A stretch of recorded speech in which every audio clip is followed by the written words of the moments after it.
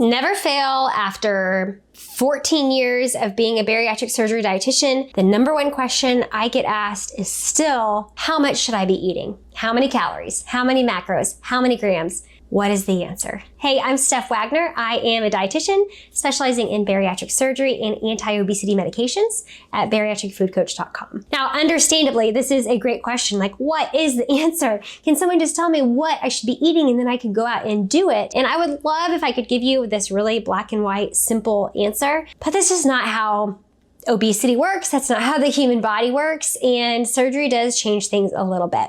Now, we have some great research studies or surveys that we can look at that say, hey, patients that have lost 80% of their excess body weight and kept that off for 5 or more years, this is about how many calories they report eating a day. This is how many, what percentage of protein in their macros they tend to eat in a day. And I will provide that information here in a moment. But the reason why I don't go straight for that is because I think using those numbers is a great assessment tool. It's great to look at what you're eating in a pie chart and use that as a reflection, but it can get really difficult to use the numbers as a planning.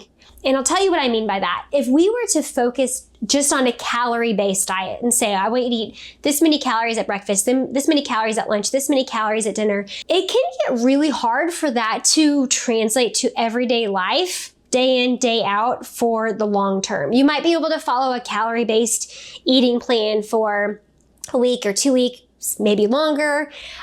But typically when we start doing different things in our life, like traveling or summertime, or there's just different variables, or maybe that brand is different than what that meal plan said. There's a lot of nuances that can kind of make it harder and harder to focus on calories first. Similar with grams of protein or ounces of protein, when we focus on numbers, it can increase food anxiety because it's really hard to figure out your calories or your grams or your ounces in the middle of a busy workday when you just need to eat and go. Or you're really tired at night, you're trying to figure out dinner tonight, breakfast and lunch the next day. It gets to be a lot when we add in the numbers. So what I like to do is to instead look at quality over quantity when it comes to meal planning and food decisions in the moment. So this is kind of the idea of filling up your plate with quality food. You've got lean protein, non-starchy vegetables,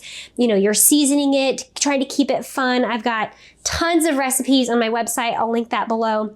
And then you eat mindfully, which we talked about in a previous episode. Take small bites, go slowly, pay attention to how you're feeling, and fill up at that meal. You didn't have to weigh it, count it, measure it. You just looked at what was on the plate and said, yep, that's a good meal. That's good protein. That's good veggies. I'm taking small bites. I'm paying attention. I'm stopping at my natural stopping point. Now, if you want to still use numbers as a way to see how did that go, that's a good use of those kind of calculations. If you then take a smartphone app like Bariatric, Lose It, MyFitnessPal, any one of those, then you can go back and plug in your meals. Now, here's what I would say about food journaling. I am more than okay, if not advocating for best guesses. Unless you are someone that really loves to cross your T's and dot your I's and perfect a food journal, like if you love doing that, then you be you. But for a lot of us, food journaling can get overwhelming if we're looking for exactly the right brand and how many ounces was that? How many teaspoons did I have of that? And so I'm gonna go ahead and give you permission to best guess it. It would be better to best guess a food journal for a week than to perfect a single day and not be able to keep up with that. So give yourself permission to do like C+ work. A B is great when it comes to food journaling. And then when it comes to looking at the macro pie chart, most all the apps will do it. You can also send yourself a report and get a bigger snapshot. I don't like to look at the macro chart on a day-to-day basis. It's really hard to get those numbers to look perfect on a one day of eating. But if we can span it out to 7 days, 2 weeks, a month would be amazing, then we can get a bird's eye view of your nutrition and your typical daily lifestyle. Again, knowing that that pie chart is best guessing, right? Your pie chart is not perfected because you didn't perfect it because I gave you permission to stop trying to be perfect. If we can span out and look at your macros after, let's say 14 days, then we can say, oh, that had a lot more carbohydrate than I realized. I wonder why that was. And then we can use it as an assessment tool to kind of investigate what foods might be surprising you. And then you can go forward making different decisions based on that.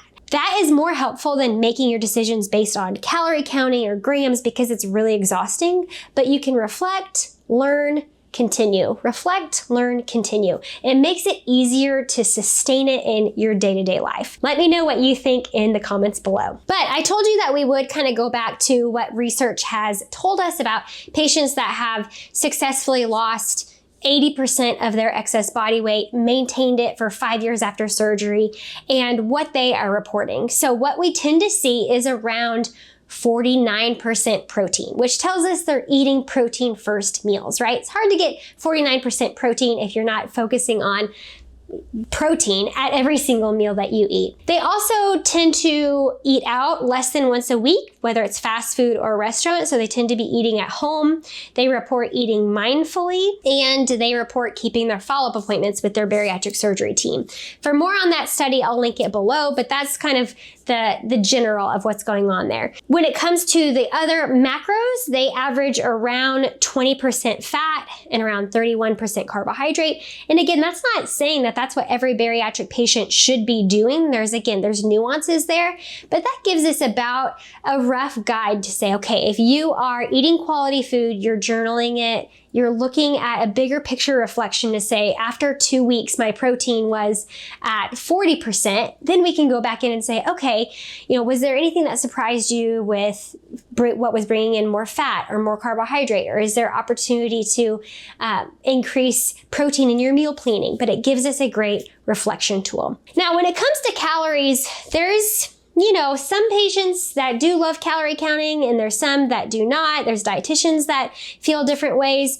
The studies show those patients are averaging around 1,200 calories, but again, that's an average. Some are more, some are less.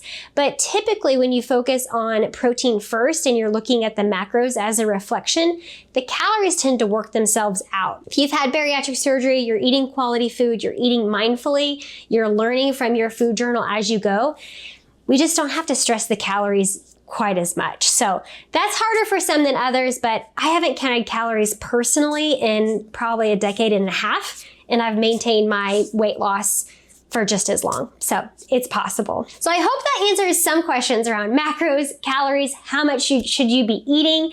And I know there's a lot more questions. You're welcome to leave me comments with what those are, or you can join me inside Premier Access at bariatricfoodcoach.com, where I really dig into food fundamentals and all the essential information you need after gastric sleeve, gastric bypass DS, or with medications.